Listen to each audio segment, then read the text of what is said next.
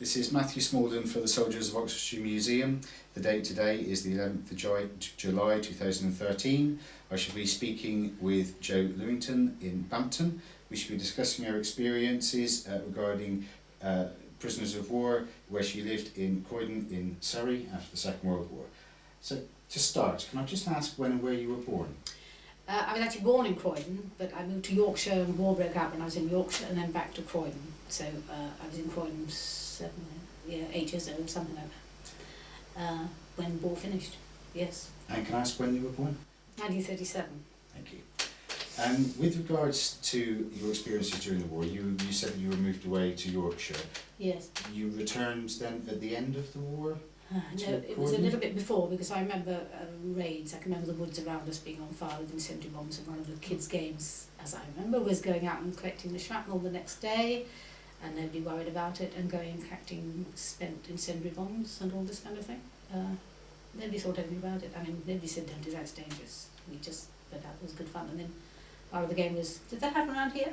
Yeah. Yeah, and then you're swapping big bits for little bits. That's and right. And scared the police are going to come to get you. Oh, no, never had that. No, we just did it. Yes, so that was wartime for us. I do remember houses around our way being flattened, and we all had to go down into the little tiny Anderson shelter in the middle of the night and all this kind of thing. So the war was still on when I went back to Croydon, yes, but it broke out when I was in Yorkshire. Were you there then when the doodlebugs were? Yes, yes, and I can remember coming out of the Anderson shelter. My father saying, "Come out and watch this."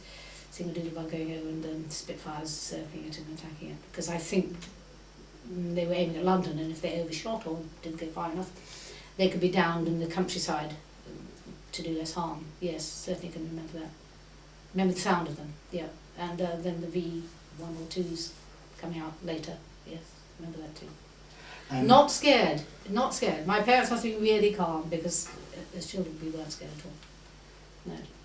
And with regards to the experience you had with prisoners of war, was this at the end of the war, after the war had ended? As far as I remember, yes, they were at the top of our road, and they were involved in some kind of farm work. And then in another area they were involved in building the prefabs, which went up after the war. And they were all mixed up with English workers as well. And it was all very companionable in a way. There didn't seem to be any bitterness between. I mean, I think the English regarded them as the victims as well, the victims of their own government. So there wasn't any bitterness between. But my father was also a teacher of German, so and there must have been a camp. I can't remember the actual method by this came about, but my father was a teacher of German, so he invited one chap to come down and have Sunday lunch with us, where he could speak German to him. And I think it was very nice for that chap, particularly looking back, to be part of a family, because he clearly missed his family. And I know that after the war, my mother sent them shoes and spare clothes. I mean, we didn't have much, but they were obviously in dire straits, so she was kind enough to send them bits and pieces. And do you remember much of this chap? Yes, he was rather like a big burly farmer, actually. Maybe he was. I didn't really know anything about him. His name was Herr Linz. I'd love to know what happened to him and his family. But he was very taken with us, with 3 children, and he obviously loved being in a family, and that's why he made me these, which I'll show you in a minute when Darren's ready. And I think that was because he missed his family and wanted to do something for us.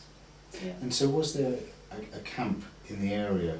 There must have been for my father to go and fetch him and bring him back for some lunches, yes, but I don't remember exactly where it was. I remember I was allowed to go and chat to these people, which I think is another sign of the times. Would a little girl be allowed off going chatting to prisoners of war? I don't know if they would now, but then nobody seemed to bother. Perhaps they didn't care about me, but I just went off and chatted to them, yeah. And the ones who you were speaking to, were they working in the fields in the area? Yes, there's one lot that was working in the fields, and then there was another lot that was a little further away working on a building site, which was putting up the prefabs that were so important for our people after the war. Yeah. And could you explain a little bit about the items that you have, the ones that were made? Okay. He turned up one day with 2 swinging parrots, they're a pair, and they balance on these stands which have disintegrated. So the stand is like this. That won't go in because then they also balance on that. And they have a kind of counterweight. I can do it on my finger if I'm careful. With a lead weight here, heaven knows where he got that, and a wooden parrot at the top, and it's painted multicoloured. It's like a piece of folk art, really. I cannot understand, looking back, where he managed to get paint, because those of us that remember the end of the war, you couldn't get anything. That's right. You get green, actually. I could get green. Well, where Yeah. did he get the red and yellow? I mean, just extraordinary. And these are spotted, grey paint with yellow spots on. So extraordinary. And I thought, because, again, as a child after the war, there were no toys. There was absolutely nothing. So to get these was incredibly special and memorable and lovely. And I treasure them still, as a wartime souvenir. But that was in memory of Herr Linz, so we will thank Herr Linz now on film. That's wonderful. Thank you, wherever you are. And they were given as a gift to you? They were given as a gift. I think my brother was a little bit jealous because he didn't get any. Do you remember when it was? Which year, approximately? It's probably about it'd be 46, 47, something like that. Yes. And I don't know when he went back. I don't remember any farewells or anything like that. I just remember he came to Sunday lunch and my father talking German to him. Yeah. And that's what I remember. Okay.